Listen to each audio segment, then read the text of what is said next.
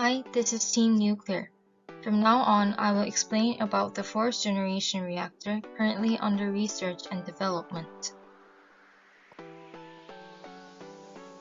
First, I'll briefly talk about why we need fourth generation reactors and the sodium-cooled fast reactor, which is being studied in Korea among them. First of all, the fourth generation reactor is a nuclear reactor that aims to be commercialized after 2030. Currently, most countries that use nuclear power use second and third generation reactors. The initial reactors built in Gori, Yeonggwang, Uljin, and Wolseong are second generation, and Hanbit Units 3-4 and Hanul Units 3-4 are third generation reactors. In addition to the goal of securing safety and economy, the fourth generation reactor has the following goals to solve problems in the existing reactor. First one is to increase the utilization of fuel resources to ensure the sustainability of the energy supply. And the second is to reduce the environmental burden by significantly reducing waste generation. And the final goal is to resist nuclear proliferation and enable peaceful use of nuclear power. Types of fourth generation reactors include gas-cooled fast reactor, lead-cooled fast reactor, sodium-cooled fast reactor, ultra-high temperature gas, molten salt reactor, and supercritical cooled water reactor. Considering economic feasibility, safety, and nuclear proliferation resistance, sodium cooling expressway is currently the best one. Unlike the reactor currently in use, sodium-cooled fast reactor use sodium as a coolant instead of water. The sodium-cooled fast reactor has the advantage of reducing high-level radioactive waste and preventing nuclear proliferation by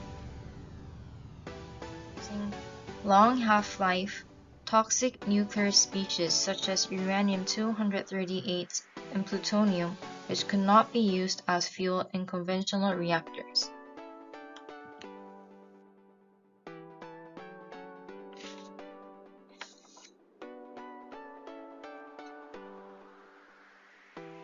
In addition, while nuclear power generation is available only for the next 60 years if uranium-235 is only used in conventional reactors,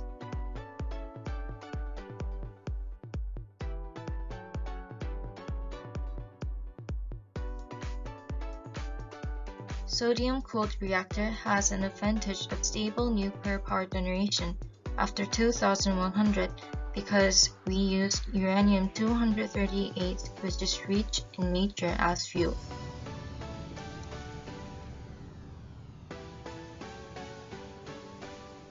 Then, what kind of principle does the sodium-cooled fast reactor operate on? So, from now on, I will explain the principles and characteristics of the fourth generation reactor.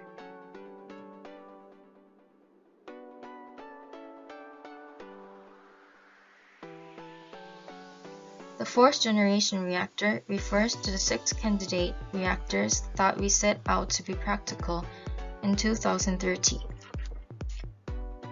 6 reactors of the fourth generation nuclear power plant are sodium-cooled fast reactor, gas-cooled fast reactor, lead-cooled fast reactor, molten salt reactor, very high temperature reactor, and supercritical cooled water reactor, and 3 of these are fast reactor. Then what do you think a fast reactor is? As I mentioned before, The existing second and third generation reactors use the moderator.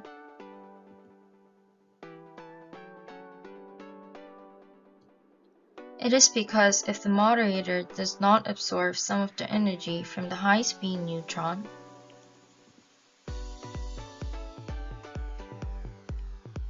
the neutron reacts with uranium-238 instead of uranium-235, so the chain reaction is not maintained.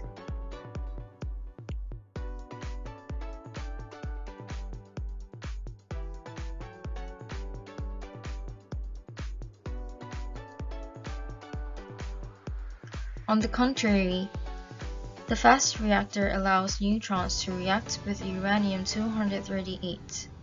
In other words, it is a reactor that maintains a high-speed neutron without the use of a moderator.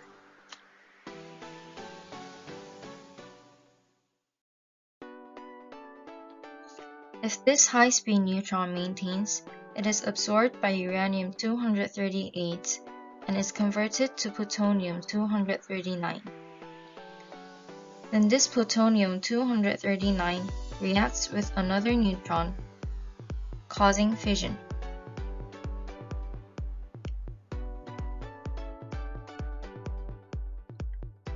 The neutrons released during this process react with uranium-238 again to make plutonium, or react with plutonium to cause fission and maintain chain reactions.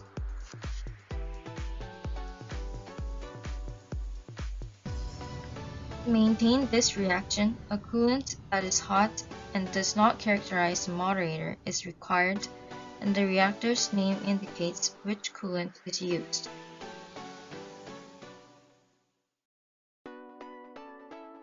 This means the sodium-cooled fast reactor, gas-cooled reactor, and lead-cooled reactor, respectively, refer to the reactor using sodium, gas, and lead as a coolant.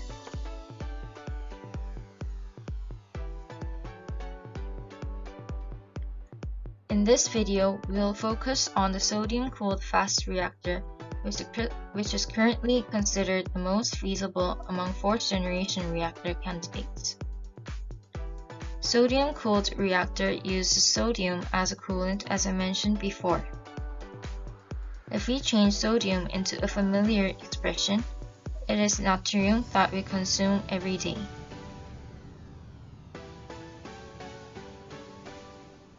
The characteristic of this sodium is that it boils at a higher temperature than water. Water boils at 100 degrees Celsius in daily life, while sodium boils only at 883 degrees Celsius, so it can run the reactor without pressure.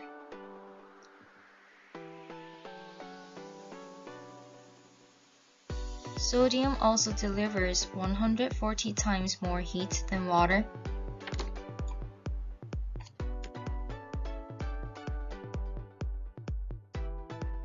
which cools faster than water, allowing the reactor to run safely at relatively high temperatures.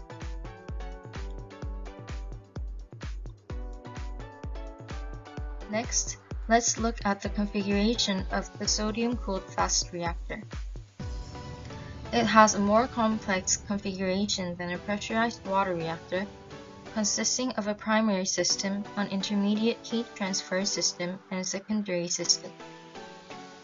The primary system plays the role of receiving heat emitted when a chain reaction occurs in the core, and the core is contained in a liquid sodium tank. The intermediate heat transfer system is the part of the heat transfer between liquid sodium in the primary system and sodium in the secondary system located in the tank. The secondary system turns the turbine by boiling water from the steam generator with the heat transferred from the primary system.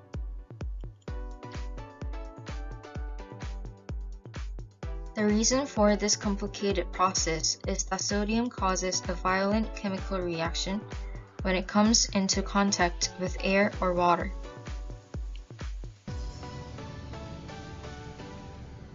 Therefore, sodium of the primary system, which receives direct heat from the core, has to reduce the risk as much as possible, so it is designed to transfer only heat through the intermediate heat transfer system and not directly out of the reactor.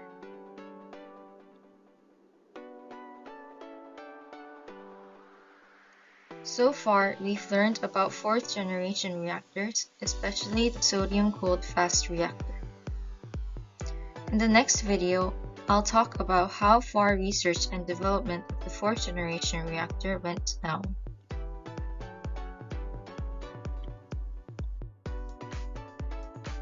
This was Team Nuclear, and thank you for watching.